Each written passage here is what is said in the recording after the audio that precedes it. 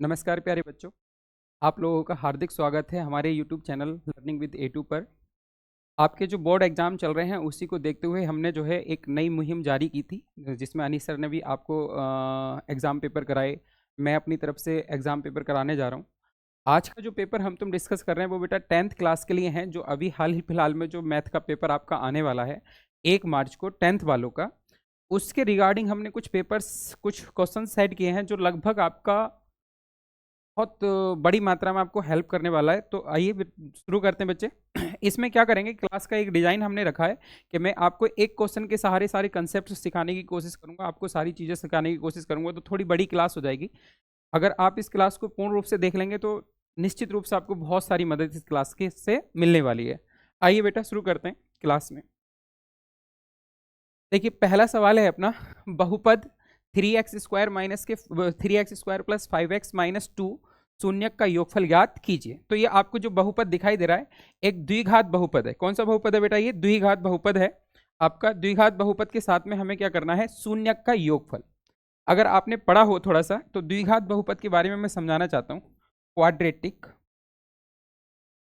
Quadratic polynomial polynomial quadratic polynomial का आपको teacher ने समझाया होगा ax² plus bx plus c। ये फॉर्म होती है क्वाड्रेटिक पॉलिनोमियल की, और इसमें जो पावर है बेटा वो कितनी है अपनी 2। तो इसके जीरोज जो होंगे वो कितने होंगे? 2 होंगे। जीरोज कह लेते हैं या फिर उनको क्या कह लेते हैं? सॉल्यूशन कह लेते हैं, या फिर उनको क्या कह लेते हैं बेटा? फैक्टर्स। ठीक है ना। तो यहाँ से अगर हम तुम मान लें कि इसका एक फैक्टर अल्फा और एक फैक्टर कौन सा है? बीटा, तो यहाँ से दो चीज निकलती है। एक तो निकलता है आपका sum of zeros, sum of zeros, तो वो कितना होगा आपका? सम ऑफ जीरोज कितना होगा? माइनस का b अपॉन में कितना होगा? a। एक होता है बेटा आपका क्या? Product of zeros, product of zeros. Product of zeros अगर आप देखेंगे, प्रोडक्ट ऑफ जीरोज देखेंगे तो वो कितना होगा बेटा आपका? c अपॉन a, जहां b क्या है? b क्या है बेटा? Coefficient of x। b क्या है? Coefficient of x। आपका c क्या है? Constant term. ए क्या है आपका? Coefficient of x²। ठीक है ना। तो जो अपना सवाल है वो कितना है देखेंगे, अगर आप लोग गौर से देखेंगे तो सवाल क्या है आपका? 3x² प्लस का कितना? 5x और माइनस का कितना? 2। अगर यहां से देखें तो ये किसका मान है बेटा? बताओ, ये किसका मान है? a का। ये किसका मान है आपका? b का। और ये किसका मान है आपका? c का।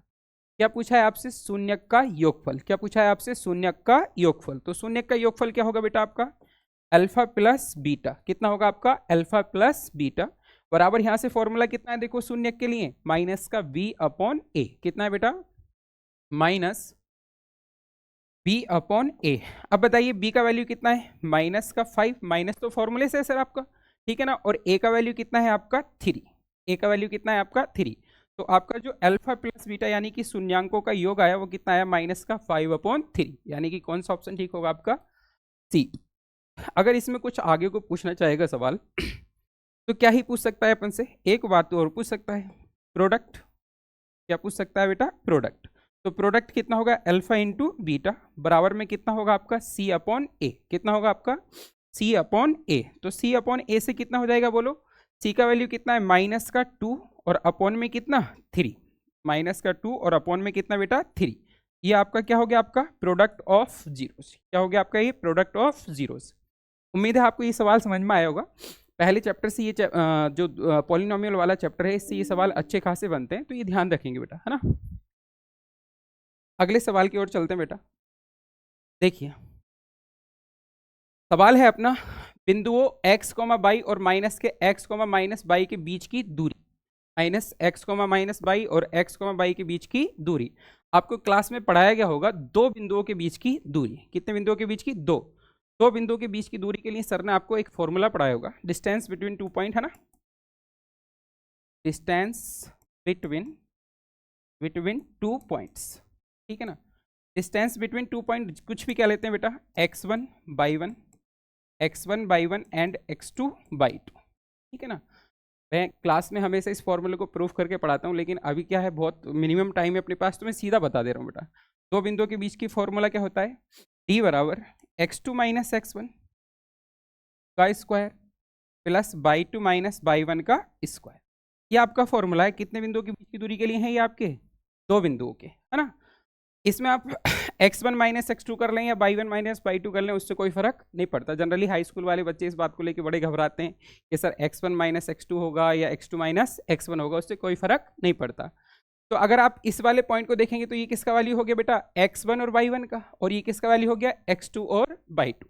तो हम तुम इनमें दोनों के बीच की दूरी निकाल रहे हैं, तो क्या कह लूँ मैं, d बराबर कितना होगा आपका, बोलो d बराबर कितना होगा, x2 माइनस के कितना, x1 का square plus y2 minus y1 का स्क्वायर, ठीक है ना। x2 माइनस x1 का square plus y2 minus y1 का होल स्क्वायर। अब वहां से देख के मुझे आप बताइए कि वहां x1 और y1 क्या है, x2 और y2 क्या है। पहले वाले जो पॉइंट है वो x1 और y1 होंगे, दूसरे वाले जो पॉइंट है वो क्या होंगे बेटा, x2 और y2। देखिए जरा यहाँ पर क्या बनेगा आपका, तो यहाँ पर x2 क्या है बेटा, x2 ये है ना, x2 क्या है माइनस का x, x2 क्या है माइनस का x, x1 क्या है सर प्लस का x, लेकिन यहाँ बीच में तो माइनस है, बीच में क्या है आपका माइनस, इसलिए यहाँ पर बीच में भी अपन क्या लगाएंगे बेटा, माइनस, ठीक है ना, का स्क्वायर, ठीक है ना। ये देखो किसकी वैल्यू होगी x2 और ये किसकी वैल्यू हो गई x1, ठीक है ना। बीच में क्या लगाएंगे बेटा, प्लस, और क्या हो जाएगा plus bracket y2 minus y1, y2 कितना है आपका माइनस का y, y2 कितना है माइनस का y, और y1 कितना है आपका प्लस का y, लेकिन रहेगा तो बीच में माइनस ही, क्योंकि बीच में माइनस ऑलरेडी फॉर्मूले में है, का स्क्वायर, ठीक है ना। अब देखिए जरा माइनस एक्स और माइनस एक्स दोनों ही माइनस के हैं, जुड़ेंगे या घटेंगे, बोलो जुड़ जाएंगे सर। इन किसका होगा बेटा, प्लस का, सॉरी माइनस का, तो माइनस का कितना हो गया आपका 2x का स्क्वायर प्लस माइनस का कितना हो गया 2y का स्क्वायर। अब देखो इसका स्क्वायर करोगे तो क्या आएगा, बदलो 4x स्क्वायर प्लस का कितना 4y, तो यहाँ से 4 कॉमन है ना दोनों में से, अगर यहाँ से 4 कॉमन है तो यहाँ से 4 कॉमन ले लीजिए, और यहाँ पे कितना बचेगा x square plus y square. अब मुझे बताइए ये अंडर रूट के बाहर निकालना है 4, कितना आएगा 2, अंडर रूट में कितना बेटा एक्स स्क्वायर प्लस का कितना y स्क्वायर, ये आपका फॉर्मूला हुआ, ठीक है ना। तो ऑप्शन नंबर कौन सा ठीक हो गया, सी, कौन सा हो गया, सी। मोस्ट इंपोर्टेंट सवाल है, मोस्ट इंपोर्टेंट सवाल है, या तो इस फॉर्मूले पे कोई आपका ऑब्जेक्टिव क्वेश्चन आएगा या फिर इस फॉर्मूले पे कोई बड़ा सवाल भी आपका आएगा। चलिए बेटा आगे चलते हैं। देखिए दी गई संख्याओं में से हमें तुम्हें क्या निकालना है बेटा, दी गई संख्याओं में से अभाज्य संख्या निकालनी है, क्या निकालनी है, अभाज्य संख्या। दी गई संख्याओं में अभाज्य संख्या क्या होगी वो हमें तुम्हें देखना है, दी गई संख्याओं में अभाज्य संख्या क्या होगी, ठीक है ना। पहला तीसरा सवाल है अपना, दी गई संख्याओं में अभाज्य संख्या क्या होगी। आप लोग जानते हैं अभाज्य संख्याएं क्या होती हैं, अभाज्य संख्याएं, अभाज्य संख्या, अभाज्य संख्या यानी कि प्राइम नंबर। कौन सा नंबर बेटा, प्राइम नंबर, ठीक है ना। इंग्लिश में इनको क्या कहते हैं अपन, प्राइम नंबर, इंग्लिश में हम इनको क्या कहते हैं, प्राइम नंबर। तो अभाज्य संख्याएं कौन सी होती हैं, जिसके केवल कितने फैक्टर हो, दो, कितने फैक्टर हो, दो, एक तो एक और एक स्वयं संख्या, ठीक है ना। एक तो एक होना चाहिए, नंबर में एक है ना, और दूसरा क्या होना चाहिए, स्वयं संख्या। जैसे सबसे छोटी अभाज्य संख्या क्या होती है, 2, क्या होती है बेटा 2, 2 के बारे में सबसे छोटी, कैसी, सबसे छोटी अभाज्य संख्या, सबसे छोटी अभाज्य संख्या, और इकलौती सम संख्या, इकलौती सम संख्या है जो कि किसकी तरह होती है, अभाज्य संख्या की तरह, ठीक है ना। किसकी तरह होती है, अभाज्य संख्या। जैसे क्या होगा बेटा, 2 होगा, 3 होगा, 5 होगा, 7 होगा एंड सो ऑन, है ना। उसके बाद में 9 होगा, क्या 9 होगा, 9 होगा, 9 नहीं होगा, क्यों नहीं होगा, क्योंकि 9 देखो कितने से कट सकता है बेटा, 1 से कट सकता है, 3 से कट सकता है और स्वयं 9 से, इसलिए 9 को अभाज्य संख्या नहीं रखते। 7 के बाद में क्या आ जाएगा आपका 11, जो क्या होगी एक अभाज्य संख्या होगी, 11 क्या होगी एक अभाज्य संख्या। उसके बाद में क्या हो जाएगी 13, ठीक है ना। तो बताइए सबसे छोटी अभाज्य संख्या, दी गई संख्याओं में अभाज्य संख्या पूछी है, क्या 0 अभाज्य संख्या है, क्या 0 अभाज्य संख्या है, नहीं। क्या 1 अभाज्य संख्या है, नहीं। क्यों नहीं है, क्योंकि सर इनके दो गुणनखंड नहीं है, 0 के और 1 के कोई दो संख्याएं ऐसी नहीं है जो 0 को और 1 को काट के चली जाएं। अब 0 के साथ में ये सुनने में बड़ा अजीब सा लगेगा, क्योंकि 0 एक अलग चीज़ है, ठीक है ना, थोड़ा समझाएंगे किसी दिन इसके बारे में। उसके बाद में अगर आप 8 देखते हो, कितना है 8, तो 8 देखो किससे कटता है बेटा, 1 से कटता है, 2 से कटता है, 4 से कटता है, 8 से कटता है, तो इसके तो मोर देन 2 फैक्टर्स हो गए, मोर देन 2 फैक्टर्स हो गए तो क्या ये अभाज्य होगी, अभाज्य होगी सर, ये भाज्य होगी, ठीक है ना। तो कौन सा ऑप्शन बचा आपका, सी। कौन सा ऑप्शन बचा आपका, सी। ना ही आपका 0 अभाज्य संख्या है, ना ही आपका 1 अभाज्य संख्या है, ना ही आपका 8। कौन सा ऑप्शन है बेटा, 2, यानी कि सी वाला ऑप्शन। सी वाला ऑप्शन किसको बता रहा है आपको, अभाज्य संख्या, ठीक है। चलो बहुत बढ़िया, अगले सवाल पर आ जाइए। देखिए जरा, ये सवाल है बेटा,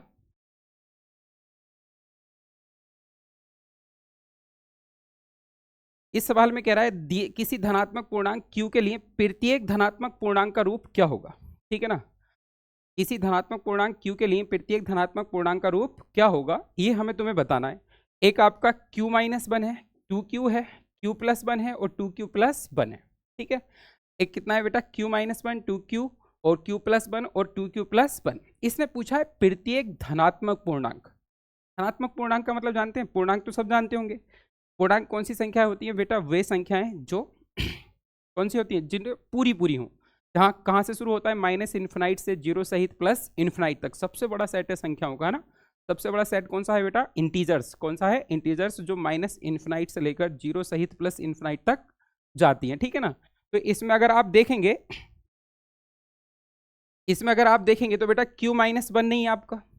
q-1 क्यों नहीं है, क्योंकि q क्या है आपका, एक धनात्मक पूर्णांक है। q क्या है बेटा आपका, एक धनात्मक पूर्णांक। अगर आप 1 रखने चले जाओगे, 1 रखोगे q का वैल्यू, तो 1 - 1 कितना बन जाएगा, 0। जबकि यहाँ पर क्या चाहिए आपको, धनात्मक पूर्णांक। तो इसमें कौन सा ऑप्शन ठीक हो जाएगा आपका, डी। कौन सा हो जाएगा बेटा, डी। डी ऑप्शन, यानी कि 2q+1 क्या है आपका, एक धनात्मक पूर्णांक है। अगले सवाल पर आ जाइए बेटा, बहुत बेहतरीन, बहुत प्यारा सवाल है। देखिए जरा, इस सवाल को देखेंगे बेटा। सवाल में हमसे पूछा है, यदि, दिख रहा है सबको, क्या लिख रहा है बेटा, यदि साइन a+b बराबर √3/2 और कॉस a-b बराबर √3/2 हो, तो a और b के मान क्रम से क्या होंगे। कभी कभी ये दे देता है कि a and b are acute angles, ठीक है ना। a और b जो है वो कैसे एंगल्स होंगे, एक्यूट एंगल्स होंगे। एक्यूट एंगल के बारे में तो सब जानते होंगे, न्यून कोण। कैसे कोण होंगे बेटा, न्यून कोण। न्यून कोण कौन से कोण होते हैं, जिनका मान 0 से बड़ा और 90 से छोटा होता है ना। 0 से बड़े और 90 से छोटे के बीच में जो भी कोण आते हैं वो सारे के सारे क्या कहलाते हैं, न्यून कोण। क्या कहलाते हैं, न्यून कोण। तो हमें दे रखा है एक साइन a+b बराबर √3/2, एक दे रखा है कोस a-b बराबर में कितना, √3/2। और हमसे किस किस का मान पूछा है, a का और b का। बहुत अच्छा सवाल है, बहुत प्यारा सवाल है। आ जाइए, ऑप्शन से करने की सहायता भी करेंगे। देखो, ऑप्शन से भी कर सकते हैं इसको। पहली शर्त क्या दी है उसने कहा है इफ साइन a+b बराबर में कितना है आपका, √3/2, ठीक है ना बेटा। इफ साइन a+b बराबर में कितना रखा है आपको, √3/2। कितना दे रखा है आपको, √3/2। अगर साइन a+b बराबर √3/2 है, तो आपको ट्रिग्नोमेट्रिकल टेबल याद कराई होगी सर ने। साइन के पदों में √3/2 किसका मान होता है, साइन के पदों में √3/2 किसका मान होता है भैया बताओ सर, साइन 60 का। कितने का होता है बेटा, साइन 60 डिग्री का, है ना। होता है कि नहीं होता। तो इधर से भी साइन, इधर से भी साइन, कंपेयर करने पर हट जाएगा। तो यहाँ से किसका वैल्यू निकल के आएगा आपका, a+b और बराबर में कितना, 60 डिग्री। ये कंडीशन हो गई आपकी पहली, ठीक है। अब ऑप्शन के हेल्प ले लेते हैं। देखो, a और b जो दो कोण हैं उनका जो योग है वो कितने डिग्री है, 60 डिग्री। कितने डिग्री है, 60। ऑप्शन ए को देखोगे 45 और 15 60 हो रहे हैं, 15 और 45 60 हो रहे हैं। लेकिन 45 और 30 तो 75 हो गए, यानी कि ये वाला ऑप्शन तो किसी कीमत पर ठीक नहीं हो सकता, क्योंकि यहाँ ए और बी का जो योग है वो कितने डिग्री है बेटा, 60 डिग्री, है ना। ऑप्शन एलिमिनेशन कहते हैं इस मेथड को। अगर आप ध्यान से देखना शुरू करेंगे, बिल्कुल कॉन्फिडेंट होकर देखना शुरू करेंगे, तो जरूरी नहीं कि हर सवाल को सॉल्व किया जाए। विदाउट सॉल्व के भी हम तुम बहुत सारी चीजें यहाँ पर कर सकते। अब डी ऑप्शन को देखिए बेटा, ये कितना डिग्री है, 30 डिग्री और 45 डिग्री। अगर इन दोनों को जोड़ेंगे तब भी कितना आएगा, 75, यानी कि ये वाला क्वेश्चन ऑप्शन भी गलत है सर। अब बात बची दो के लिए, ए और बी के लिए, है ना। ए और बी में दोनों का सम जो बैठ रहा है वो कितना बैठ रहा है, 60 डिग्री। कितना डिग्री, 60। अब देखो जरा, इसके लिए हमें दूसरी कंडीशन भी दी है उसने। दूसरी कंडीशन क्या है बेटा, कि यहाँ पर क्या है, cos a-b। क्या है बेटा, cos a-b और बराबर में कितना है आपका, √3 बटे में कितना, 2। अब मुझे आप ये बताइए कि cos के पदों में √3 बटे 2 किसका मान होता है, बोलो जल्दी बोलो, किसका मान होता है, cos 30 का। बहुत बढ़िया, किसका होता है बेटा, cos 30 का, पक्का ना। तो cos a-b बराबर में कितना है बेटा cos 30 डिग्री। कितने डिग्री? 30। तो यहाँ से देखो a माइनस बी का वैल्यू कितना हो जाएगा आपका 30 डिग्री। ये दूसरी कंडीशन हो गई, ठीक है। अब बहुत ध्यान से देखो, यहाँ a और b का योग कितना है 60, a और b का अंतर कितना है 30। किस किस का? a का और b का, यानी कि a बड़ा है और b छोटा, तभी तो ये अंतर पॉजिटिव आया बेटा, तभी तो ये अंतर पॉजिटिव आया है, यानी कि बड़े में से छोटा घटा रहे हैं तो कितने डिग्री आ रहा है 30। ऑप्शन बी पे आ जाइए, उसने हमसे a का और b का मान पूछा है ना, a का और b का, तो पहला a का मान होगा और दूसरा b का मान होगा। सारे ऑप्शनों में यही तो होगा कि पहला किसका मान होगा बेटा a का और दूसरा किसका मान होगा b का। अगर आप 15 में से 45 घटाएंगे तो माइनस का 30 आएगा, है ना। ये वाली बात तो वायलेट हो जाएगी बेटा, कंडीशन वायलेट हो रही है। अगर हम 15 में से 45 घटाएंगे तो माइनस का 30 आएगा, आएगा कि नहीं आएगा, जबकि हमको प्लस का चाहिए, इस वजह से ये वाला ऑप्शन भी नहीं हो सकता।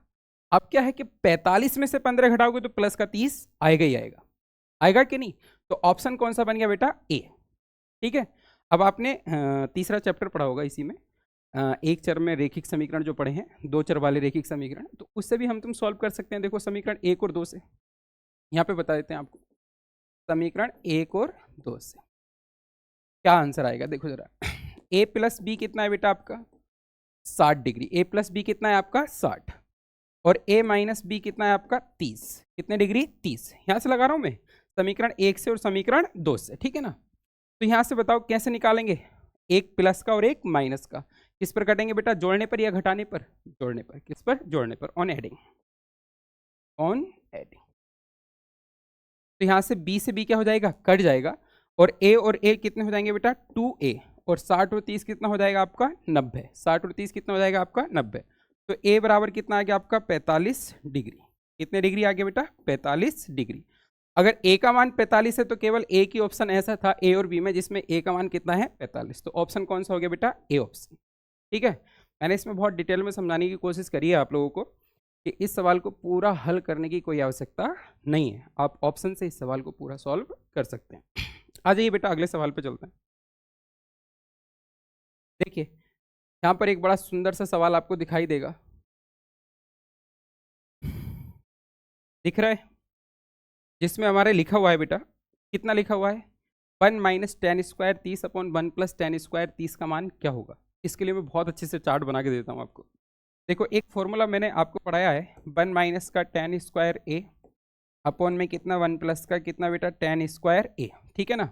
आपके सर ने पढ़ाया होगा, जब आपको ट्रिग्नोमेट्री पढ़ाई होगी तो उसमें ये पढ़ाया होगा आपको, 1 माइनस का कितना पढ़ाया होगा आपको टेन स्क्वायर ए अपॉन में 1 प्लस का कितना बेटा टेन स्क्वायर ए, बराबर में कितना होता है आपका cos 2a। कितना होता है cos 2a, है ना। जहाँ 1 minus ten square upon 1 plus ten square A की कंडीशन बनेगी, वहाँ पे उसका वैल्यू कितना होगा cos 2a के बराबर। अगर इस फॉर्मूले को ध्यान से देखना शुरू करेंगे तो 1 minus ten square 30 upon 1 plus ten square 30, यानी कि जो a है उसका वैल्यू कितना है 30, है कि नहीं है। वही फॉर्मूला, ये दोनों सेम सेम ही तो हो रहे हैं बेटा। इस वाले को देखो आप, इस वाले को पूरे को, और ये जो सवाल लिखा हुआ है इसमें देखो, दोनों चीजें यहाँ पे a की जगह कितना लिख रहा है 30, और यहाँ पे कितना लिख रहा है बेटा a, यानी कि सर a का वैल्यू कितना होगा 30। तो क्या मैं इसी सवाल को ऐसे लिख सकता हूँ, 1 माइनस का टेन स्क्वायर 30 अपॉन 1 प्लस का कितना टेन स्क्वायर 30 बराबर में कितना cos 2 इंटू 30, लिख सकते हैं कि नहीं, बोलो सर हाँ कि ना। बिल्कुल लिख सकते हैं सर। तो यहाँ पर कितना आ जाएगा आपका cos 60 डिग्री। कितने डिग्री 60। अब बताओ cos 60 डिग्री का वैल्यू कितना होता है 1/2। तो कौन सा ऑप्शन है आपका ए बी सी डी में, बताइए कौन सा ऑप्शन है, बी ऑप्शन। कौन सा ऑप्शन, बी। तो बी ऑप्शन आपका बिल्कुल ठीक है। चलिए बेटा अगले पे आ जाइए। ये बहुत बढ़िया सवाल है, हाई स्कूल वालों के लिए ये बहुत बढ़िया सवाल है, कई साल से लगातार आ भी रहा है। चलो मैं करवा देता हूँ आपको। देखिए जरा, ये जो सवाल है इसमें आपसे पूछा है कि यदि समीकरण मैं थोड़ा स्पीड में चल रहा हूँ जिससे कि आपका थोड़े समय में ज़्यादा चीज़ें हो जाएं, है ना, और समझाने की पूरी कोशिश भी कर रहा हूँ। अगर आप लोग ध्यानपूर्वक सारी बातों को सुनेंगे तो सारी चीज़ आपको समझ में आएंगी, होपफुल बिल्कुल आ जाएगी, गारंटेड है। देखिए जरा, कह रहा है समीकरण x square minus 4x plus के बराबर 0 का एक मूल कितना है 6। एक मूल कितना है बेटा 6। तो k का मान क्या होगा। इस तरीके का सवाल पिछले 3-4 साल से लगातार आ रहा है 10th में ऑब्जेक्टिव में, तो ये सवाल बड़ा इंपॉर्टेंट बन जाता है। इस सवाल को करना क्या है कि जो आपका मूल है वो किसका मान है x का, क्योंकि समीकरण किसके रूप में दे रखी है x के रूप में। तो जो भी समीकरण होगी उसमें x की जगह वो मान रख देना है आपको, ठीक है। वहां से जो भी कांस्टेंट वैल्यू निकलवा रहा होगा, जिसका भी वेरिएबल का मान निकलवा रहा होगा, वो निकल के साफ आ जाएगा। क्या करेंगे अपन इस सवाल में, यदि समीकरण x square minus 4x plus के बराबर 0 का एक मूल कितना है बेटा, 6 है। एक मूल कितना है, 6। तो के का मान क्या होगा, ठीक है ना। तो एक मूल कितना है आपका, 6, यानी कि ये किसका मान हो गया, x का मान। ये किसका मान हो गया, x का। अगर एक मूल है तो समीकरण को सेटिस्फाई करके देगा, है कि नहीं है। तो देखो जरा क्या होगा बेटा, x की जगह इक्वेशन क्या दे रखी है आपको, एक्स स्क्वायर माइनस का कितना 4x प्लस के बराबर में कितना 0, ठीक है ना। X square minus 4x plus के बराबर में कितना दे रखा है आपको 0। बस हमने क्या करना है, पुट करना है बेटा इसमें। x इजिकल टू कितना 6, ये 6 कहाँ से आया, ये तो समझ में आ रहा है। ये 6 कहाँ से आया, बोलो 6 कहाँ से आया। x इजिकल टू कितना रख रहे हैं हम तुम इसमें, x इजिकल टू कितना रख रहे हैं हम तुम इसमें 6 कहाँ से आया, जो हमको दे रखा है। तो 6 का स्क्वायर माइनस का 4 इंटू 6 प्लस के बराबर में कितना बेटा 0। यही तो बना। मैंने क्या करा है कि जहां जहां x था उसकी जगह कितना रख दिया 6 कहाँ से आया, जो सवाल में अपन को गिवन था। x की जगह 6 की जगह 2 दे सकता है, 3 दे सकता है, 4 दे सकता है। पिछले साल x बराबर 2 दिया था, कितना दिया था बेटा 2, या उससे पिछले साल एग्जैक्टली याद नहीं है। 6 का स्क्वायर कितना हो गया बेटा 36, माइनस के 4 6 कितने हो गए आपके 24, 4 छंग 24 हो गए, प्लस का k बराबर में कितना आपको 0। अब देखो 36 में से 24 घटाएंगे तो कितना बचेगा बेटा 12, कितना बचेगा 12, 12 प्लस के बराबर में कितना 0। ये प्लस का 12 इधर को किस में जाएगा, माइनस में। तो के बराबर कितना हो गया आपका माइनस का 12। तो कौन सा ऑप्शन ठीक है, ए बी सी डी में बताइए कौन सा ठीक है, ऑप्शन ए। ऑप्शन ए आया समझ में। इस तरीके का सवाल आएगा तो कैसे करना है, समझ में आया। अगर कोई द्विघात समीकरण दे रखी हो और उसका कोई एक मूल दे रखा हो तो वो किसका मान है बेटा, एक्स का। सिंपल सी भाषा में समझो कि वो किसका मान है आपका, एक्स का। उस समीकरण में एक्स की वो वैल्यू रख के जिसका भी वेरिएबल का मान निकलवाएगा वो हम तुम निकाल लेंगे। जैसे यहाँ पर किसका निकलवाया था, के का। पिछले किसी साल में पी का मान निकलवाया था, किसका मान निकलवाया था, पी का। जैसे मैं आपसे पूछूं अभी, एक समीकरण लिख लेते हैं, एक्स स्क्वायर माइनस के 9x प्लस पी बराबर 0 का एक मूल 2 है। कितना है 2, तब पी का मान कितना होगा वो निकालना है ना। तब पी का मान बताना है बेटा, पी का। तो क्या करेंगे बताओ, इस सवाल में सॉल्यूशन करना हो तो क्या करेंगे, देखो जरा क्या करेंगे बेटा। एक्स की जगह हम तुम कितना रखेंगे 2, एक्स की जगह कितना रखेंगे आप 2, ठीक है ना। एक्स की जगह कितना रखेंगे बेटा आप 2, ठीक है। तो एक्स की जगह हम तुम कितना रख रहे हैं 2, एक्स की जगह कितना रख रहे हैं हम 2। रखो बेटा 2 का स्क्वायर माइनस के 9 इंटू 2 प्लस का पी बराबर में कितना 0, ठीक है। अब यहाँ से 2 का वर्ग कितना हो गया आपका 4, माइनस 9 टू जा कितने हो गए आपके 18 प्लस पी बराबर में कितना हो गया आपका 0। 4 में से 18 घटाओगे तो माइनस का 14 है ना, प्लस का पी और बराबर में कितना बच्चे 0। तो पी बराबर कितना आ गया बेटा 14, ठीक है। इस तरीके का कोई सवाल अगर आएगा तो उम्मीद है कि अब आप लोग उसको बहुत आसानी से कर लोगे। आइए बेटा अगले सवाल पे चलते हैं अपन। देखिए जरा, ये बहुत बड़े सवाल है, इसको भी हम ऑप्शन से करेंगे। देखो ऑप्शन से करना सबसे बेस्ट सवाल है, ऑप्शन से करना सबसे बेहतरीन तरीका है। देखो जरा ऑप्शन से करते हैं इस सवाल को। देखो क्या कह रहा है, दो संख्याओं का योगफल, दो संख्याओं का बेटा क्या योगफल कितना है आपका 24, और उनमें से एक संख्या दूसरी संख्या की क्या है बेटा दोगुनी, क्या है दोगुनी।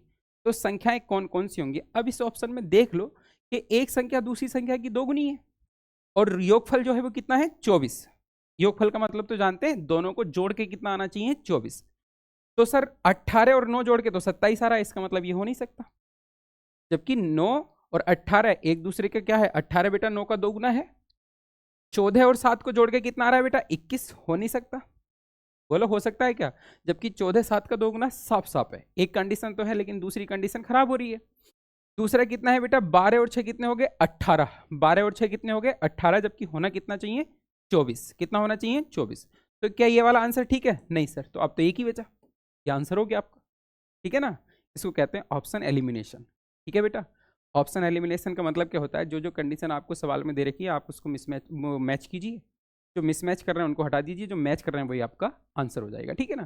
तो 16 और 8 आपके आंसर हो गए। अब देखो जरा 16 और 8 को जोड़ रहे हैं तो 24 भी आ रहा है, और 8 और 16 में 16 8 का 2 गुना भी है, 16 8 का 2 गुना, दोनों कंडीशन सेटिस्फाई हो रही हैं, इसलिए जो आपका आंसर होगा वो कौन सा होगा बेटा, option number A. Clear.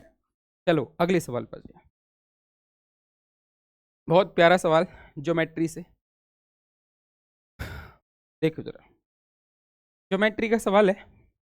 Geometry में आपको सर ने ट्रेंगल पढ़ाया होगा, और ट्रेंगल में एक चीज पढ़ाई होगी सिमिलरिटी, जिसको हम समरूपता कहते हैं। क्या कहते हैं बेटा, समरूपता। समरूपता के बारे में पढ़ा है, इसमें दो ट्रेंगल एक दूसरे के एक जैसे रूप को रिप्रेजेंट कर रहे होते हैं, समरूप होते हैं एक दूसरे के। कैसे होते हैं बेटा वो, समरूप। देखिए जरा, ये कह रहा है कि त्रिभुज एबीसी त्रिभुज पी क्यू आर के क्या है, ये समरूप। ये वाला साइन किसका होता है बेटा, सिमिलरिटी का। किसका होता है, सिमिलरिटी। ये साइन किसको रिप्रेजेंट करता है, आपका सिमिलैरिटी। सिमिलैरिटी का मतलब क्या हो गया बेटा, समरूपता। क्या हो गया, समरूपता। ठीक है ना। अगर इसी तरीके से साइन होता और उसके नीचे दो बटे लग रहे होते तो ये करता कनग्रुएंसी। क्या करता बेटा, कनग्रुएंसी। कनग्रुएंसी। कनग्रुएंसी का मतलब क्या होता है, सर्वांग समता। क्या होता है, सर्वांग समता। ठीक है ना, सर्वांग समता। तो समरूपता और सर्वांग समता सर ने आपको पढ़ाई होगी। उसमें आपको एक थेल्स थ्योरम होती है, जिसे बीपीटीवी कहते हैं। ठीक है ना, बेसिक प्रोपोर्शनल थ्योरम। जब कोई दो त्रिभुज एक दूसरे के समरूप हो तो क्या है, देखो एक त्रिभुज कौन सा है बेटा, एबीसी, और एक त्रिभुज कौन सा है आपका, पी क्यू आर। तो यहाँ से हम नाम ले रहे हैं ए बी सी। अब देखो ए के सिमिलर कौन है, पी, तो यहाँ अगर ऊपर ए है तो ऊपर पी होना चाहिए। बी के सिमिलर कौन है सर, क्यू, तो बी जहां पर है क्यू भी वहीं पर होना चाहिए। और सी के सिमिलर कौन है, आर, तो आर अपना लास्ट में हो गया। अब हमको जो दे रखा है उसमें क्या दे रखा है बताओ, 2ab। 2ab बराबर में कितना है आपका, पी क्यू। अगर मैं यहाँ से A B upon P Q निकालने लग जाऊं बेटा, तो कितना हो जाएगा बताओ, 1/2। बोलो कितना हो जाएगा आपका, 1/2, क्योंकि यहाँ गुणा में कितना है, 1। तो हमने क्या करा, ये जो गुणा में था बटे में ले लिया, है ना, और इधर वाली संख्या भी किस में चली जाएगी, बटे में। तो ए बी कितना है बेटा, 1। ए बी कितना है आपका, 1। बोलो,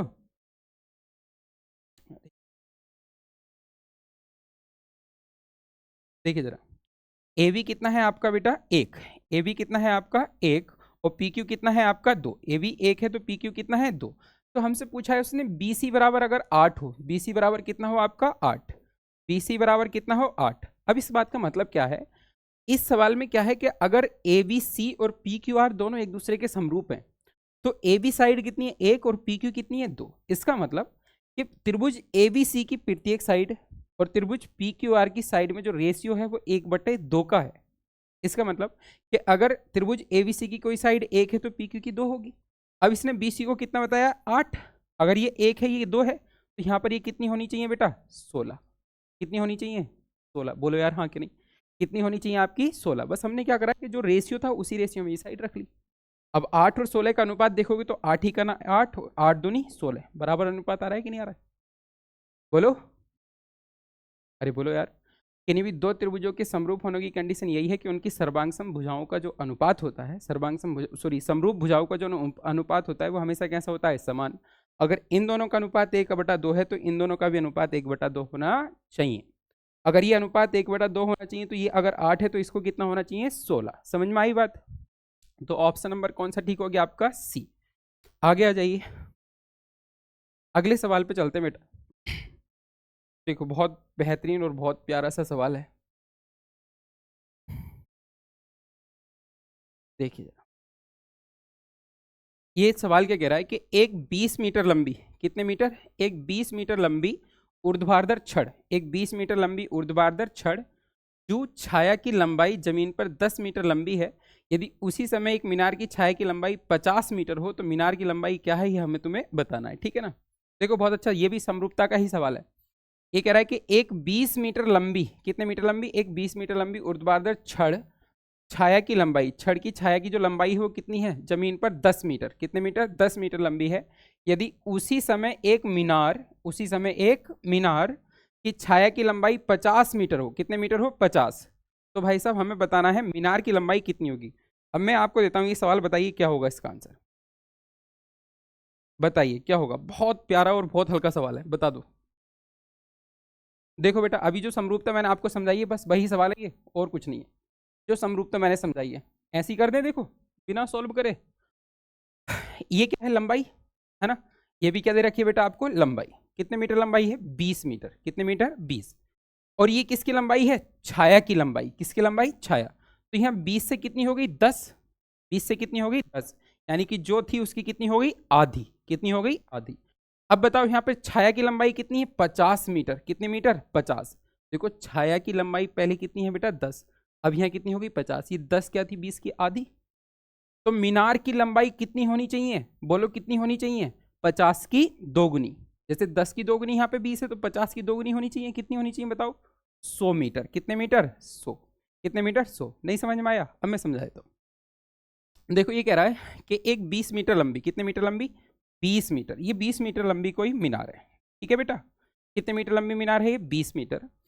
अब इसकी जो छड़ है, इसकी जो छाया होगी वो यहीं से ग्राउंडेड ही तो होगी। इसकी जो बेटा छाया होगी वो कैसी होगी, ग्राउंडेड, इस तरीके से होगी। ठीक है, थोड़ी छोटी कर लेते हैं। कितने मीटर है बेटा, 10 मीटर। कितने मीटर है आपकी, 10 मीटर। कितने मीटर है आपकी, 10 मीटर। कितने मीटर है, 10। एक त्रिभुज बन ही रहा है आपका, ठीक है ना, एक त्रिभुज बन रहा है। चलो मैं अच्छे से बना के देता हूँ।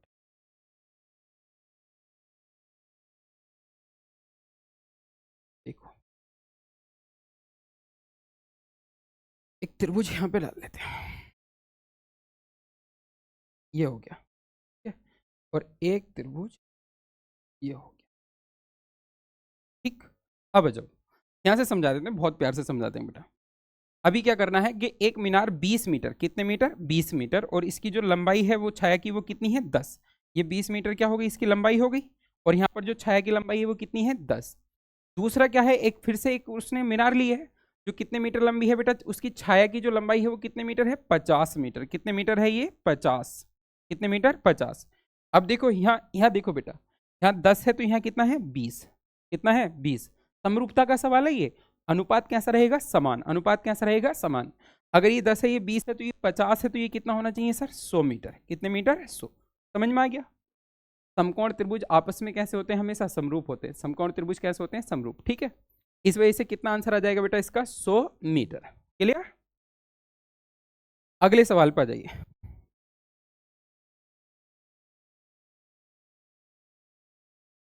देखिए सवाल पढ़ लीजिए पहले। ये सवाल क्या कह रहा है आपका, सवाल कह रहा है आपका सर, 1/2, कितने, 1/2 सेंटीमीटर व्यास वाले, 1/2 सेंटीमीटर व्यास वाले किसी ठोस अर्धगोले का संपूर्ण, ये टर्म बहुत ध्यान रखना है, संपूर्ण संपूर्ण पृष्ठीय क्षेत्रफल कितना होगा, ठीक है ना। व्यास दे रखा है, क्या दे रखा है बेटा, व्यास। अच्छा सभी जानते होंगे हेमिस्फीयर को, तो सभी जानते हैं। अर्धगोला, कौन सा गोला बेटा, अर्धगोला। मैं आपको फॉर्मूले बता देता हूँ, देखो सब अर्धगोले के। अर्धगोले का आयतन बताओ कितना होता है, अर्धगोले का आयतन कितना होता है बेटा, आयतन होता है सर आपका 2/3 पाई आर की क्यूब। कितना होता है, 2/3 पाई आर की क्यूब, जहां आर क्या है, रेडियस। आर क्या है, रेडियस। उसके बाद में क्या होता है, मैं अर्धगोला आपको बना के दिखाऊं। ये आपका एक अर्धगोला है, ये क्या है बेटा, आपका एक अर्धगोला, ठीक है ना। इसको समझो कि जैसे आप घर में एक कटोरी लेके बैठे हैं ना, जो कटोरी बाउल होते हैं ना, बाउल गोल वाला, तो बाउल में जितना पानी आ रहा है वो क्या है, उसका आयतन, वो क्या है, उसका आयतन, ठीक है ना। और अगर उस बाउल पे आपको किनार जो सरफेस है उस पर कलर करना हो, क्या करना हो, कलर, तो जितने पर कलर करोगे आप वो क्या होगा, उसका पृष्ठीय क्षेत्रफल। क्या होगा, पृष्ठीय क्षेत्रफल। उसके बाद में एक फॉर्मूला क्या आता है, अर्धगोले का पृष्ठीय क्षेत्रफल। कौन सा क्षेत्रफल बेटा, पृष्ठीय। अर्धगोले का पृष्ठीय क्षेत्रफल जो होता है वो आपका कितना होता है, 2πr², 2πr, ठीक है ना, 2πr²।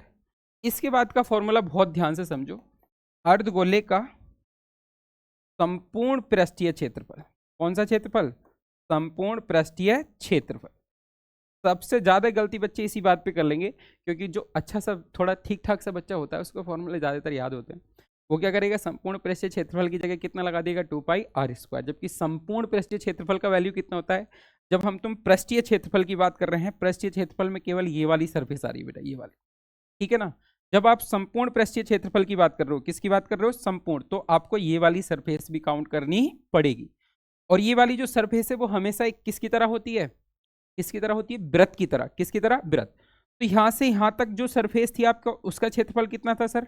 2πr²। कितना था? 2πr²। और जब आपने ये वाली सरफेस और ऐड कर दी, इसमें ये वाली सरफेस और ऐड कर दी, जिसको मैंने अभी ये कलर किया है, अगर ये वाली सरफेस और ऐड कर दी तो किसका क्षेत्रफल बढ़ गया बेटा? एक वृत्त का, जो कितना होता है आपका? πr²। तो संपूर्ण पृष्ठीय क्षेत्रफल 2πr² और πr² कितना हो जाएगा बोलो? संपूर्ण पृष्ठीय क्षेत्रफल हो जाएगा आपका 3πr²। कितना हो जाएगा आपका? 3πr²। इसको बहुत ध्यान रखेंगे बेटा। संपूर्ण पृष्ठीय क्षेत्रफल कितना होता है आपका? 3πr²। अब करें हम तुम सवाल, देखिए जरा, इसको मैं मिटा लूं। हाँ मिटा देते हैं, उधर बना के दिखा देंगे, चलो ठीक है। अब हमको देखो क्या दे रखा है बेटा? व्यास। क्या दे रखा है? व्यास। व्यास कितना होता है? 2r। सबको पता होगा कि व्यास कितना होता है सर? 2r। 2r कितना दे रखा है? 1/2 सेंटीमीटर। कितना सेंटीमीटर? 1/2 सेंटीमीटर। तो मुझे तो यहाँ से रेडियस निकालनी है। क्या निकालनी है बेटा? रेडियस। अगर यहाँ से हम रेडियस का वैल्यू निकालेंगे, 2 गुणा में है तो किस में जाएगा? भाग में। किस में जाएगा? भाग में। तो कितना हो जाएगा आपका? 1/2 गुणा 1/2 सेंटीमीटर, यानी कि 1/4 सेंटीमीटर। ये किसका वैल्यू हो गया? रेडियस का। किसका? रेडियस। क्या पूछा है आपसे? संपूर्ण पृष्ठीय क्षेत्रफल। तो यहीं पे निकाल दे। सारे ऑप्शन में आपको दिख रहा है कि पाई दे रखा है, ठीक है ना? पाई दे रखा है, एक ही ऑप्शन में पाई दे रखा है, तो वहीं से निकाल लेते हैं। देखो बेटा 3πr², तो 3 पाई को ऐसे ही रहने देते हैं, r² यानी कि 1/4 का स्क्वायर। कितने का? 1/4 का स्क्वायर, ठीक है ना? तो 1/4 का स्क्वायर, 3 तो ऐसे का ऐसे ही। 4 का वर्ग कितना होता है बेटा? 16। 4 का वर्ग कितना होता है? 16। और गुणा में पाई ऐसे का ऐसे ही, तो इतना सेंटीमीटर स्क्वायर इसका क्षेत्रफल हो जाएगा। यहाँ पर बस आप पाई ऐड कर लेंगे, ठीक है ना? मिस्टेक हो जाती है, कोई बात नहीं। यहाँ पर कितना ऐड कर लेंगे बेटा आप? पाई। तो आपका जो ऑप्शन ठीक होगा वो कौन सा होगा? आपका बी। कौन सा होगा? आपका बी। बहुत काम के फॉर्मूले बेटा ये, इनको याद रख लेना, ठीक है ना? ये सब फॉर्मूले आपको काम आएंगे। आइए बेटा अगले सवाल पे चलते हैं। बहुत बड़े सवाल है, देखिए।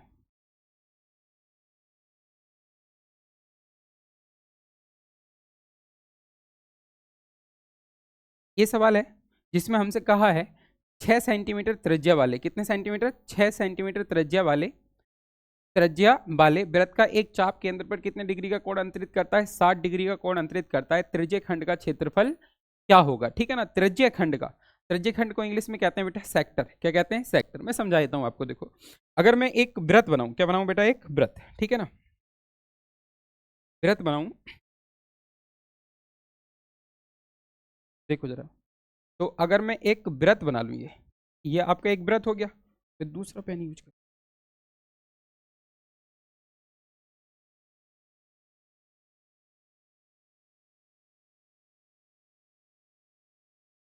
यहाँ पे एक वृत्त बना रहे हैं अपन।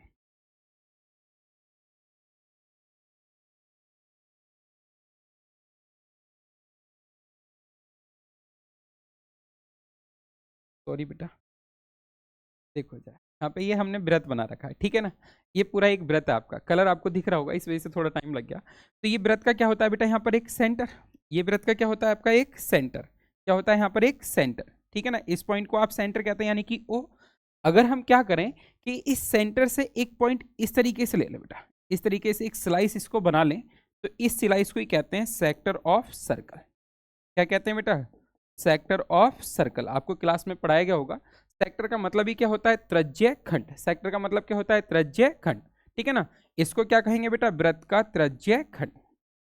वृत्त का त्रिज्य खंड। वृत्त का त्रिज्य खंड, ठीक है ना? अब देखो अगर इसने केंद्र पर कितने डिग्री का कोण बना रखा हो? 60 थीटा डिग्री का। कितने डिग्री का? थीटा। और ये रेडियस कितनी हो बेटा? आर। तो सेक्टर का एरिया कितना होता है? Area of sector. क्या बेटा? एरिया ऑफ सेक्टर, ठीक है ना? एरिया ऑफ सेक्टर कितना होता है आपका? πr² बटे 360 और गुणा में कितना? थीटा। गुणा में कितना? थीटा। इस तरीके से याद रखेंगे आप इसको, मैं और अच्छे से बताऊंगा। देखिए πr² किसका एरिया होता है बेटा? वृत्त का। किसका एरिया होता है आपका? वृत्त का। वृत्त का एरिया कितना होता है? πr²। और वृत्त में पूरे कितने डिग्री का कोण बनता है? 360 का। तो हम ऐसे याद करते हैं, वैल्यू किसकी चाहिए? जिसकी वैल्यू कितनी है? πr²। किसकी वैल्यू है बेटा? पूरे वृत्त की, ठीक है ना, पूरे वृत्त की। पूरे वृत्त की मतलब कितने डिग्री की? 360। कितने डिग्री की? 360। और चाहिए किसकी? थीटा की, यानी कि एरिया ऑफ सेक्टर। लगा देते हैं बेटा। तो देखो जरा, पाई ऐसे ही है, सब में पाई दे ही रखा है, तो पाई तो ऐसे ही रख के चलते हैं। आर का वैल्यू कितना है आपका? 6, तो 6 का स्क्वायर, और गुणा में थीटा का वैल्यू कितना दे रखा है? Theta 60 degree. थीटा कितना दे रखा है बेटा? 60 डिग्री। तो क्या मैं यहाँ पे 60 लगा लूँ, और वटे में कितना? 360। एक जीरो से जीरो भी कटेगा, और 6 से 36 कितनी बार कटेगा? 6 बार। कितनी बार कटेगा? 6। तो यहाँ पर कितना बचा बेटा? पाई, और गुणा में कितना? 6 का स्क्वायर। 6 का स्क्वायर का मतलब 6 गुणा 6 ले हो सकता है कि नहीं? 6 के स्क्वायर का मतलब कितना होता है? 6 गुणा 6। 6 के स्क्वायर का मतलब कितना होता है बेटा? 6 गुणा 6 होता है कि नहीं होता? 6 गुणा 6। और बटे में कितना है? एक 6, तो एक 6 से एक 6 क्या हो जाएगा? कट जाएगा। एक 6 से एक 6 क्या हो जाएगा बेटा? कट जाएगा। तो यहाँ पे आंसर कितना आ जाएगा आपका? 6 पाई सेंटीमीटर स्क्वायर। कौन सा है? 6 पाई सेंटीमीटर स्क्वायर। समझ में आया आप लोगों को? बहुत बढ़िया बेटा। अगले सवाल पे चलते हैं। देखिए,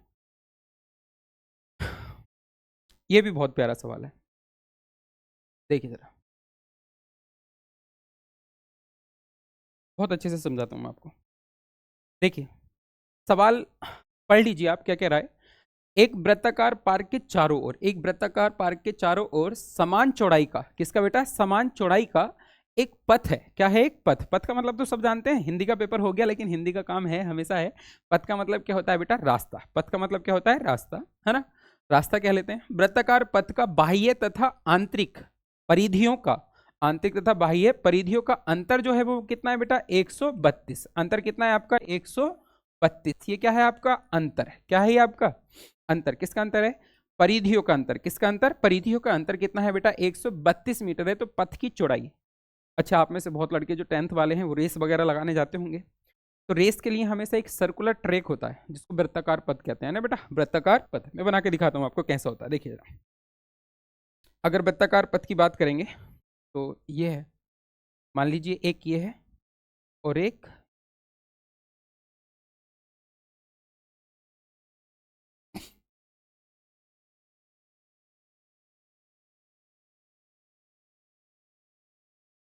ऐसे ही बना देता हूँ, मैं पेन से ही बना देता हूँ, ये बहुत परेशान कर रहा है।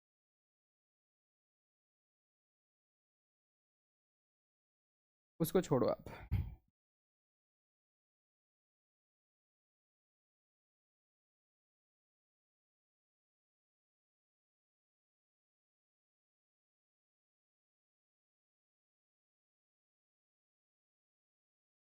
उधर छोड़ दो, ठीक है ना? मैं यहीं पे दिखा देता हूँ आपको। देखिए जरा बेटा, क्या होता है वृत्ताकार पथ? क्या होता है? एक छोटा सर्कल होगा और एक बड़ा सर्कल होगा, ठीक है ना? यही तो होगा। और ये वाला जो ट्रैक है, ये वाला जो ट्रैक है, ये वाला जो ट्रैक है, इसमें क्या करेंगे आप? इसमें तो आप गति करेंगे, इसमें तो आप रेस लगाएंगे इसमें। तो इसी को क्या कहेंगे बेटा? वृत्ताकार पथ। कौन सा पथ कहेंगे? वृत्ताकार पथ, ठीक है ना? अब इस वृत्ताकार पथ को अगर आप लोग बहुत ध्यान से देखोगे तो इस वृत्ताकार पथ में क्या है बाबू? इस वृत्ताकार पथ में यहां से लेके यहां तक की रेडियस कितनी है? R1। कितनी है आपकी? R1। और यहां से लेके यहां तक की रेडियस कितनी है आपकी? R2। कितनी है आपकी? R2।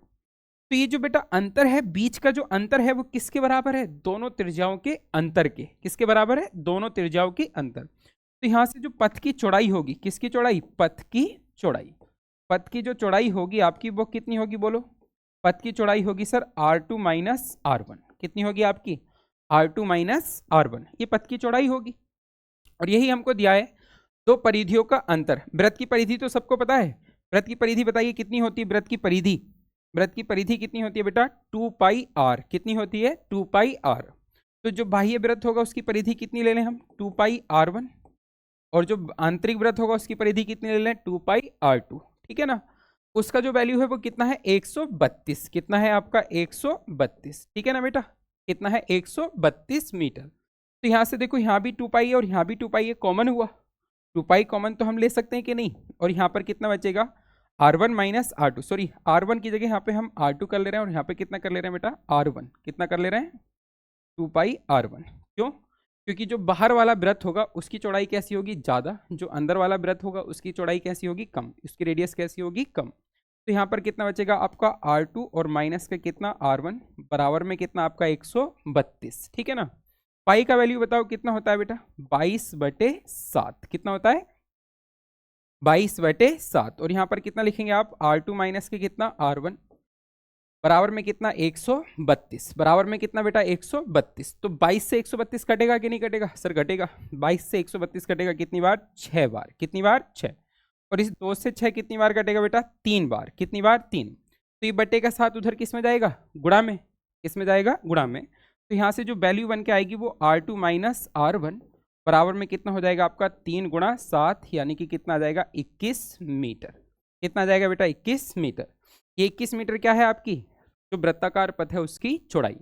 वृत्ताकार पथ की चौड़ाई किसके बराबर हुई, समझ में आया, जो दोनों वृत्त हैं उनकी त्रिज्याओं के अंतर के बराबर। किसके बराबर, त्रिज्याओं के अंतर के बराबर। उम्मीद है समझ में आया होगा आप लोगों को ये सवाल। तो कितना हो जाएगा बेटा आपका, 21 मीटर। ठीक है ना। आ जाइए अगले सवाल पे, इससे अगला सवाल करा देता हूँ। देखो जरा, एक सवाल ये है जिसमें आपसे कहता है,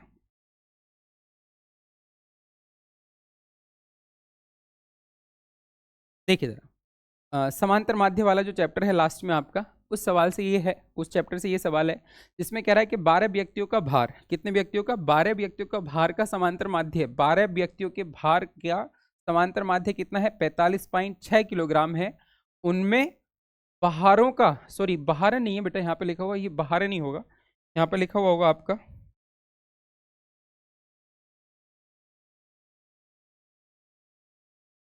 बाहर नहीं होगा, यहाँ पे लिखा हुआ बाहर का योगफल, व्यक्तियों को 12, कितने का बेटा, 12 का, 12, 12 का योगफल क्या होगा वो हमको बताना है। ठीक है ना। तो आपने फॉर्मूला पढ़ा होगा, समांतर माध्य बराबर कितना होता है, समांतर माध्य, समांतर माध्य बराबर कितना होता है बेटा, पदों का योग, पदों का योग बटे पदों की संख्या। यही तो फॉर्मूला है, पदों का योग बटे पदों की संख्या।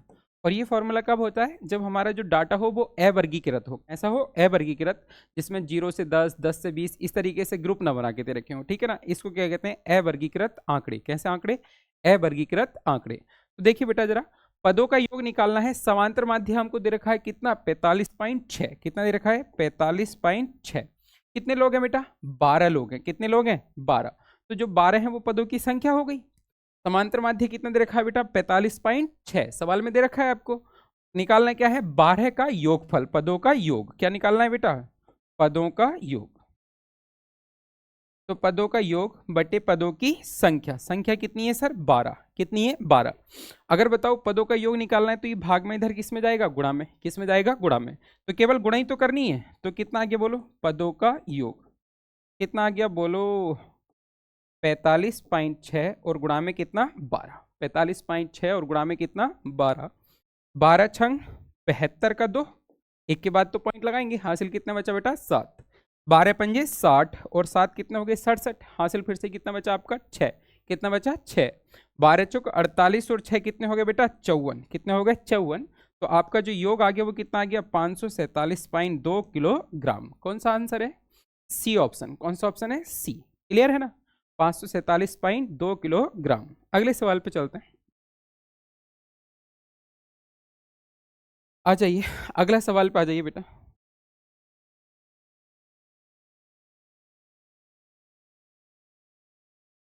आ जाइए, ये सवाल देखो, फिर से ये समांतर माध्य का सवाल है। बहुत बढ़िया सवाल है बेटा, बहुत बढ़िया सवाल है। इसमें कह रहा है, ये सवाल बहुत इंपॉर्टेंट है, इस पे इंपॉर्टेंट मार्क करो पहले तो आप। ठीक है ना, इंपॉर्टेंट, इंपॉर्टेंट सवाल है और इसे बहुत अच्छे से समझना है सवाल को। बहुत बढ़िया सवाल है। इसमें कह रहा है 16वां सवाल है बेटा, 3 4 6 कितना, 3 4 6 और x, 3 4 6 और x का जो समांतर माध्य है वो कितना है, 5 है। तो x का मान क्या होगा वो हमें बताना है। किसका मान बताना है बेटा, x का। फिर से वही फॉर्मूला लगाएंगे जो अभी हम तुमने लगाया था ना। और ऐसा सवाल कई बार से लगातार पूछा जाता है, हर बार पूछा जाता है, तो ये बहुत इंपॉर्टेंट सवाल है। फिर से वही फॉर्मूला लगाएंगे बेटा, समांतर माध्य, समांतर माध्य बराबर में क्या बेटा, पदों का योग। किसका योग, पदों का योग बटे पदों की संख्या, पदों की संख्या, ठीक है ना, पदों की संख्या। तो समांतर माध्य कितना है बेटा? 5। समांतर माध्य कितना दे रखा है आपको? 5। पदों का योग, किसका योग? पदों का। तो पद कितना है बेटा? 3 प्लस 4 और प्लस का कितना? 6 और प्लस कितना बेटा? x बटे पदों की संख्या। कितने पद हैं? 1 2 3 4। कितने पद हैं आपके? 4।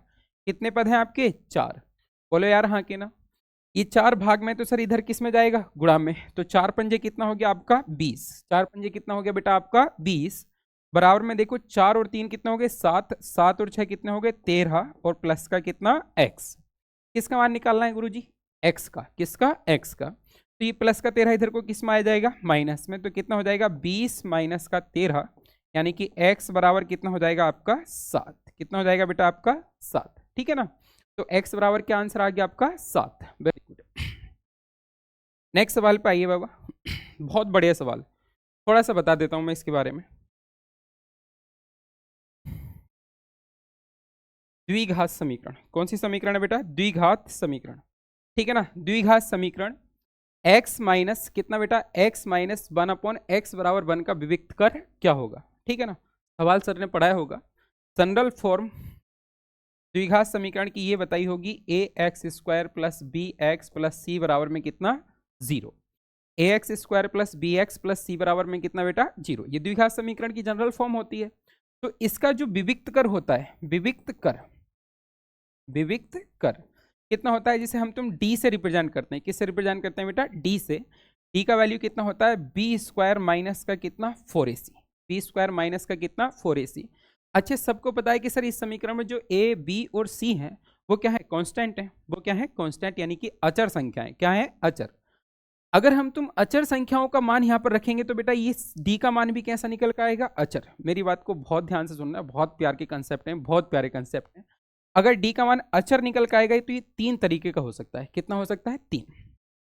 एक हो सकता है पॉजिटिव। कैसा हो सकता है बेटा? पॉजिटिव। एक हो सकता है जीरो। जीरो को तो सब लोग जानते हैं, ना इधर निगेटिव नॉर पॉजिटिव, ना ही धनात्मक होता है और ना ही ऋणात्मक, ये हम तुमने सबने पढ़ा है। और एक कैसा होगा बेटा? निगेटिव। कैसा होगा? निगेटिव, यानी कि जीरो से बड़ा, है ना, more than zero, more than zero, more than zero. और ये तो इक्वल टू जीरो है ही। और ये किसका हो गया बेटा? Less than zero, less than zero. तो यहाँ पे ना 3 बहुत प्यारे कंसेप्ट निकलते हैं। अगर ऐसा है तब क्या होगा, ऐसा है तब क्या होगा, और ऐसा है तब क्या होगा। ठीक है ना। सवाल मैं आपका करा दूंगा, विविक्त का निकालना है वो मैं बता दूंगा, लेकिन ये 3 बातें मैं आपको बताना चाहता हूँ, बहुत ध्यान से सुनिए। ठीक है ना बेटा। पहले में अगर मोर देन जीरो है तो यहाँ पर जो होंगे मूल वास्तविक होंगे। मूल कैसे होंगे आपके? वास्तविक, वास्तविक होंगे, पहली बात। दूसरी बात, मूल अलग अलग होंगे। कैसे होंगे? अलग अलग अलग होंगे। कैसे होंगे बेटा? अलग अलग। अलग अलग होने का मतलब सर ने आपको समझाया होगा कि जैसे अगर मान लो कि हम किसी समीकरण को सॉल्व कर रहे हैं, x का एक मान 2 है तो दूसरा 3 होगा, है ना। दूसरा 2 नहीं होगा जब b² माइनस 4ac का वैल्यू कैसा है? 0 से बड़ा। तीसरी बात क्या है? मूलों का अस्तित्व होगा। क्या होगा बेटा? जब वास्तविक है तो अस्तित्व होगा, उस बात को लिखने ही क्या जरूरत है। अब जब b² माइनस 4ac कैसा है बेटा? 0 है। कैसा है? 0। तो इस कंडीशन में हमेशा द्विघात समीकरण एक पूर्ण वर्ग होती है। कैसी होती है? एक पूर्ण वर्ग। इस बात को बहुत ध्यान रखेंगे। इस कंडीशन में हमेशा द्विघात समीकरण क्या होती है? एक पूर्ण वर्ग। और यहां से जो मूल निकलते हैं वो आपस में कैसे होते हैं? बराबर। कैसे होते हैं? बराबर। यानी कि अगर पहला 2 है तो दूसरा भी 2, पहला 1 है तो दूसरा भी 1। द्विघात समीकरण के 2 मूल होते हैं, ये तो सबको पता है। दोनों ही कैसे होंगे? बराबर होंगे। अगर पहला 1 है तो दूसरा भी 1 होगा, पहला 2 है तो दूसरा भी 2 होगा, पहला √2 है तो दूसरा भी √2 होगा। उससे कोई दिक्कत परेशानी बेटा किसी को? तो यहाँ पर क्या होंगे? मूल वास्तविक होंगे बेटा। कैसे होंगे? वास्तविक होंगे। मूल कैसे होंगे आपके? वास्तविक होंगे। और दूसरी बात, मूल बराबर होंगे। कैसे होंगे? मूल बराबर। सबसे काम की बात यही है कि मूल कैसे होंगे आपके? बराबर होंगे। ठीक है ना। मूल कैसे होंगे आपके? बराबर होंगे। और जब लेस देन जीरो है, कैसा है? Less than zero. बहुत ना के बराबर सवाल इस बात पे देखने को मिलेंगे, जब b² माइनस 4ac का वैल्यू कैसा हो? Less than zero. तो सबसे पहली कंडीशन यहाँ पर कहती है कि अगर लेस देन जीरो है तो मूल काल्पनिक है। कैसे बेटा? मूल काल्पनिक, मूल काल्पनिक होंगे। तो इस बात की कोई ज्यादा पढ़ने की आवश्यकता आपको नहीं है। एक ये वाली कंडीशन और एक ये वाली कंडीशन बहुत ज्यादा इंपॉर्टेंट है, इसको आप ध्यान रखेंगे। अब मैं आपका सवाल करवा देता हूँ, देखिए जरा। सवाल में जो आपको समीकरण दी है वो कितनी है, x minus one upon x. मैं थोड़ा साइड में हूँ, देखने की कोशिश करेंगे। x माइनस कितना, वन अपॉन एक्स, बराबर में कितना है आपका वन, ठीक है ना। बराबर में कितना है बेटा आपका वन। तो यहाँ पर क्या है, हम इस x के बटे में वन ले सकते हैं, ले सकते हैं कि नहीं। तो यहाँ पर क्या बन के आएगा sir, x square minus one upon x, और बराबर में कितना बेटा आपका वन, बराबर में कितना आपका वन, ठीक है। बराबर में कितना आपका वन, बराबर में कितना आएगा आपका वन। ये बटे का x भी इधर गुणा में जाएगा, तो यहाँ पर क्या बनेगा आपका एक्स स्क्वायर माइनस वन, और बराबर में कितना बेटा x। ये x कहाँ से आया, समझ में आया। ये हमने ये बटे वाला x इधर गुणा में पहुंचा दिया, ठीक है। तो ये प्लस का x इधर को किस में आएगा बेटा, माइनस में। किस में आएगा, माइनस। तो यहाँ से क्या बनेगा, x square minus x minus one बराबर जीरो। अब बताओ मुझे, यहाँ से a का मान कितना हो गया वन, b का मान कितना हो गया माइनस वन, और c का मान कितना हो गया माइनस वन। क्या पूछा है बेटा अपन से, विविक्त कर। क्या पूछा है, विविक्त कर, यानी कि किसका वैल्यू, d का। कितना होता है, बी स्क्वायर माइनस का 4ac, है ना। यही तो होता है बी स्क्वायर माइनस 4ac। यहाँ पे आंसर दे रहा हूँ मैं आपको। तो b का वैल्यू कितना है, माइनस वन, माइनस वन का स्क्वायर माइनस का 4 इंटू वन। a का मान वन है, और c का वैल्यू कितना है बेटा माइनस वन। c का वैल्यू कितना है आपका माइनस वन, ठीक है। इसको मैं एक तरफ बॉक्स में रख देता हूँ। तो देखो माइनस वन का स्क्वायर कितना हो गया बेटा वन, और माइनस माइनस कितना हो गया प्लस, चार ही का ना चार, चार ही का ना चार, तो चार और एक कितना हो गया बेटा पाँच। तो विविक्त कर कितना आ गया बाबू, पाँच। तो अपना आंसर कौन सा ठीक होगा आपका, पाँच। इस सवाल में मैंने आपको बहुत सारी चीज़ें समझाई हैं। ये जो बातें मैंने लिख के दी हैं आपको, ये बहुत ज़्यादा इंपॉर्टेंट है, इनको आप बहुत ध्यान से पढ़ेंगे। अच्छा, अगले सवाल पर आ जाइए बेटा। अगले सवाल में क्या कह रहा है आपसे, ये सवाल है, देखिए जरा।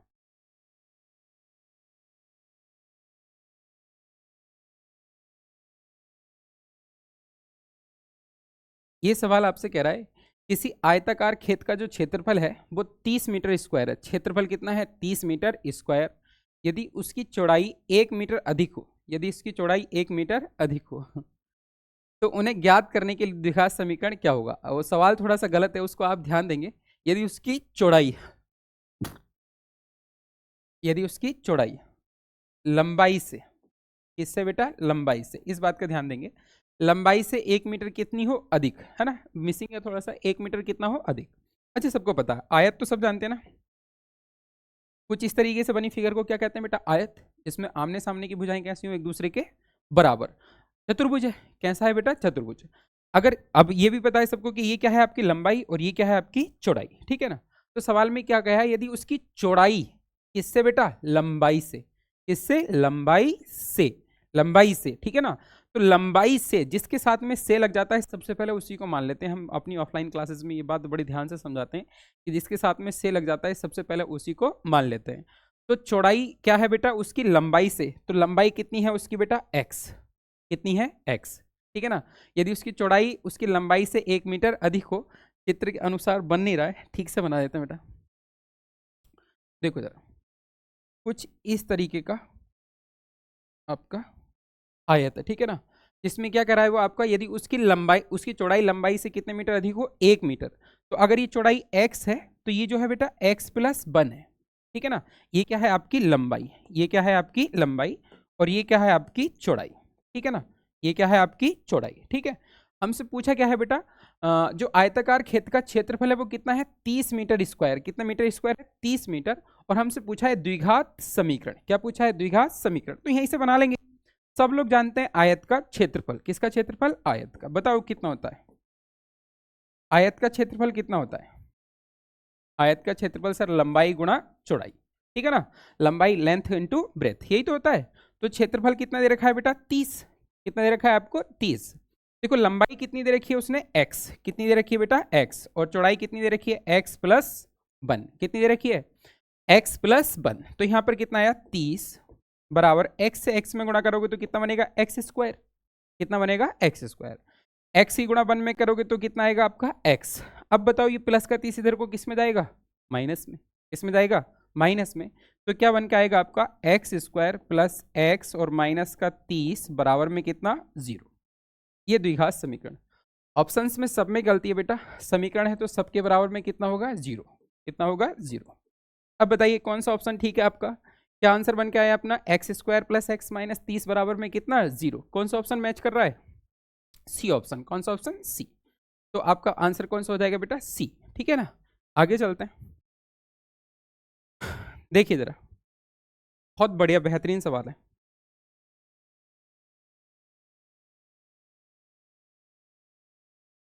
देखिए सवाल पढ़ लीजिए। ये कह रहा है किसी बारंबारता बंटन के लिए माध्य और माध्यक, माध्य और माध्यक 26.1 और 25.8 हैं, तो बंटन के लिए बहुलक का मान ज्ञात कीजिए। आपसे सवाल पूछा जाएगा कभी कभी कि केंद्रीय प्रवृत्ति के माप किसके बेटा, केंद्रीय प्रवृत्ति के माप कौन कौन से होते हैं। ठीक है ना, पहले मैं वो बता दूं फिर मैं ये सवाल करवाऊंगा आपको। केंद्रीय केंद्रीय प्रवृत्ति के माप कई बार पूछा गया, निम्नलिखित में से कौन सा केंद्रीय प्रवृत्ति का माप है और कौन सा केंद्रीय प्रवृत्ति का माप नहीं है। तो केंद्रीय प्रवृत्ति के माप होते हैं आपके तीन। कितने होते हैं बेटा, तीन। केंद्रीय प्रवृत्ति के माप कितने होते हैं आपके, तीन। पहला होता है आपका मॉड, दूसरा होता है आपका मीन, और तीसरा होता है आपका मीडियन। क्या होता है बेटा, मीडियन। ठीक है ना, मीडियन क्या होता है आपका, मीडियन। दिख नहीं रहा, मैं इधर लिख देता हूं। तीसरा क्या होता है आपका, मीडियन। ठीक है ना, मीडियन। मॉड को हिंदी में कहते हैं बेटा आप बहुलक। क्या कहते हैं, बहुलक। ठीक है ना, मीन को क्या कहते हैं, माध्य। मीन को क्या कहते हैं बेटा, माध्य। और इसको क्या कहते हैं आप, माध्यक, या फिर इसी को क्या कह लेते हैं बेटा आप, माध्य का। क्या कह लेते हैं, माध्य का। माध्यक कहे या माध्य का कहे, बात एक ही होती है। ठीक है ना, तो केंद्रीय प्रवृत्ति के कितने माप होते हैं, तीन। पहला बहुलक, दूसरा माध्य, तीसरा माध्य का। अच्छा, इन तीनों के बीच में बड़ा खूबसूरत सा एक रिश्ता होता है। ठीक है ना, देखो एक क्या लिख रहा हूं मैं, माध्य का। माध्य का क्या बेटा, माध्य का। ठीक है, एक मैं लिख रहा हूं आपको माध्य, एक मैं लिख रहा हूं आपको बहुलक। देखो बहुत प्यार से मैं याद करवा दूंगा आपको, तीन ही तो है। केंद्रीय प्रवृत्ति के माप कितने हैं आपके, तीन। एक क्या है माध्य का, एक क्या है माध्य, और एक क्या है आपका बहुलक। क्या है आपका, बहुलक। अब देखो जरा, इसमें जो माध्य और माध्य का है, ठीक है ना, जो माँ वाले शुरू से, माँ से जो शुरू हो रहे हैं या ठीक है ना, तो इसमें देखिए माध्य का बड़ा लिखा जा रहा है और माध्य छोटा। तो जो जहां माध्य का बड़ा है, जहां माध्य का कैसा है बेटा, बड़ा, तो इसमें हम कितने से गुणा करेंगे, तीन से। कितने से, तीन से। बीच में लगाओ बेटा बराबर। क्या लगाएंगे, बराबर। माध्य माध्यिका से छोटा लिखा जा रहा है तो छोटे से गुणा होगी। ये कितने होने, तीन। दो हो गए, बीच में प्लस लगा दो तो दो और एक जोड़ के तीन बैठ गए। ये रिलेशन होता है बेटा माध्य का, माध्य और बहुलक में। किस किस में, माध्य का, माध्य और बहुलक। क्या होता है, थ्री गुणा माध्य का बराबर दो गुणा माध्य प्लस बहुलक। ठीक है ना, दो गुणा माध्य प्लस बहुलक। अब माध्य का कितनी दे रखी है, माध्य कितना दे रखा है वही देख लेते हैं। माध्यिका का मतलब माध्यक भी है ना, माध्यक कह लो या माध्यिका कह लो, बात एक ही है। तो आपको क्या दे रखा है, किसी बारंबारता बंटन के लिए माध्य और माध्यक, माध्य और माध्यक। तो माध्य कितना है बेटा, 26.1, यानी कि दो गुणा में कितना, 26.1। निकालना क्या है आपको, बहुलक। क्या निकालना है बेटा, बहुलक। ठीक है ना, उसको ऐसे लिख ले रहे हैं। और माध्यक कितना है बेटा, 25.8। तो तीन गुणा 25.8 लिख लूं मैं, कोई दिक्कत किसी को, सर दिक्कत बिल्कुल भी नहीं होनी चाहिए। तो तीन अट्ठे कितने हो गए बेटा, 24। हासिल कितना बचा, दो। एक के बाद तो पॉइंट लगाएंगे। 25 या 75 और दो कितने हो गए बेटा, 77। कितने हो गए, 77। बराबर में देखो 26 दूनी 52, 52.2 हो गया। और प्लस का कितना हो गया बेटा, बहुलक। कितना हो गया आपका, बहुलक। ये प्लस की संख्या इधर को किस में आएगी, माइनस में। तो किसका मान निकल के आ जाएगा आपका, बहुलक का। किसका, बहुलक। तो बहुलक बराबर कितना हो जाएगा, 77.4, और माइनस का कितना, 52.2। यहाँ पे लिख के घटा दें, 77.4 और 52 पॉइंट में कितना, दो। चार में से दो गए तो कितना बचा, दो। कितना बचा बेटा, दो। सात में से दो गए तो कितना बचा, पांच। देखो जरा 5.2 ये रहा, यही आंसर हो गया आपका। और सात में से पांच गए तो कितना बचा, दो। तो बहुलक कितना हो गया आपका, बहुलक कितना हो गया बेटा आपका, 25.2। कितना हो गया आपका, 25.2। ये आपका आंसर हुआ। ठीक है ना, बहुलक कितना हो गया आपका, 25.2। ये रिलेशन याद रखेंगे, बहुत प्यारा रिलेशन मैंने आपको बना के दिया, देखो ये वाला। ठीक है ना, ये रिलेशन है किस किस में, माध्य, माध्यिका और बहुलक में। ठीक है ना बेटा, आ जाइए आगे चलते हैं सवाल पे। लास्ट सवाल, केंद्रीय, देखो आगे सवाल, केंद्रीय प्रवृत्ति की माप है। केंद्रीय प्रवृत्ति की माप, किसकी माप बेटा? केंद्रीय प्रवृत्ति की। बताओ कौन कौन होते हैं केंद्रीय प्रवृत्ति की माप? क्या बताया था मैंने आपको अभी? केंद्रीय प्रवृत्ति के कितने माप होते हैं? 3 माप होते हैं। कितने माप होते हैं? 3। केंद्रीय प्रवृत्ति के कितने माप होते हैं? 3। एक होता है आपका माध्य, क्या होता है? माध्य। एक होता है आपका माध्यक, या फिर क्या होता है आपका? माध्यक। क्या होता है बेटा? माध्यक। एक क्या होता है आपका? बहुलक। क्या होता है बेटा? बहुलक। क्या होता है? बहुलक। ठीक है ना? तो केवल कितने माप होते हैं केंद्रीय प्रवृत्ति के? 3। कितने माप होते हैं? 3 केंद्रीय प्रवृत्ति के माप। किसके माप होते हैं बेटा? केंद्रीय, केंद्रीय,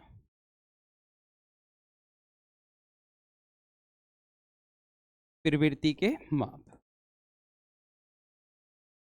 कितने होते हैं आपके? 3। एक माध्य, एक माध्यिका और बहुलक। तो कौन सा ऑप्शन ठीक हो जाएगा आपका? डी। बहुत प्यारा और बहुत अच्छा सवाल है। आप इस क्लास को कंप्लीट देखने के बाद अपने रिव्यूज़ हमको दीजिए, बताइए कि सर इसमें क्या कमी रह रही है, और कितना और कुछ भी अगर आपको चाहिए होगा तो हम ज़रूर आपको देंगे। थैंक यू, धन्यवाद। अगली एक और क्लास अभी आपकी मैथ के लिए आएगी, ठीक है ना? धन्यवाद बेटा। सर रहने दे रहे हैं, इतनी बहुत लंबी हो जाएगी।